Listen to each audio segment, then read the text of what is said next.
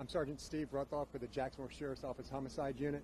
Tonight, just after 5 p.m., the Jacksonville Sheriff's Office patrol units responded to the 1200 block of LaBelle Street in reference to multiple gunfire being heard. Shortly after arrival, officers were met by several witnesses that advised that there were several people involved in a shootout at that location. While officers were on the scene talking to the witnesses, they were updated that there was a walk-in individual to UF Health with a gunshot wound. This individual was an unidentified black male, 20 to 25 years old, and he was pronounced deceased from the gunfire that he received and inside the ER at UF Health. At this time, we are canvassing the area. We're trying to speak to witnesses. However, for those individuals that have left the area due to the gunfire and stuff, we're asking you to please come forth, contact the Jacksonville Sheriff's Office and or Crime Stoppers.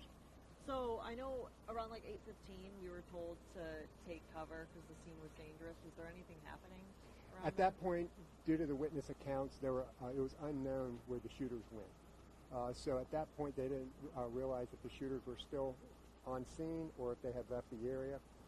It was determined after they cleared several buildings that they were unable to find any individuals possibly involved in the shooting inside the apartment complex. So they have backed out, and now it's opened up for investigations, and we're going in to process the scene. Obviously, there are a few people that we're trying to speak to. We're reaching out during a canvass to talk to anybody who possibly could have seen anything that just don't want to come forth yet. But we do ask those people who are sheltered in place at the time of the shooting, if they did see anything, if they have any information. It's very critical for them to contact the Sheriff's Office or Crime Stoppers. You have no suspects right now? At this point, we do not have any suspects, and it's just another shooting that at this point we have not identified any of the shooters, and we're still trying to identify the victim themselves. And the victim, you said you were age, just adult male? It's an adult male, approximately 20 to 25 years old. Okay. Any idea how many shooters there may have been based on witness accounts? No, witness accounts say there were several individuals outside. Not sure exactly how many shooters. Our crime scene investigators are in there right now.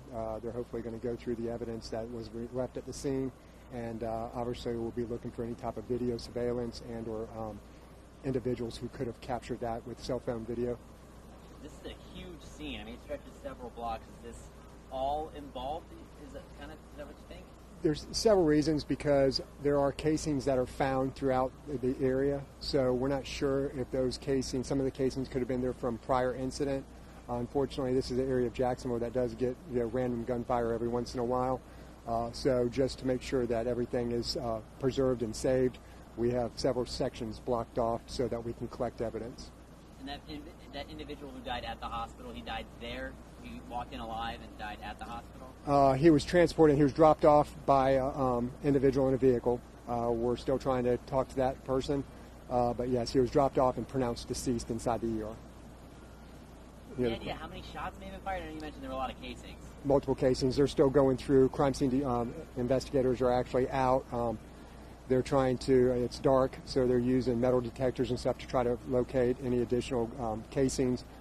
Inside, there's, like I said, it was a moving scene, so we're just trying to figure out exactly how many casings, making sure that there's no additional victims that could have had a stray bullet hit.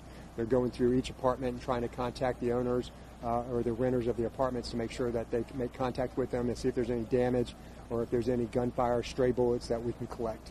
For folks living in this area, obviously still a major safety concern for them? It is a major safety concern, and that's why we ask for their assistance. I mean, we ask anybody with any kind of information. It could be small details, but those details can add up.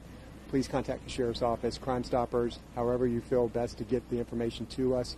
We'll collect that information, we'll put it together, and hopefully we can figure out who did this. Thank you. Thank you.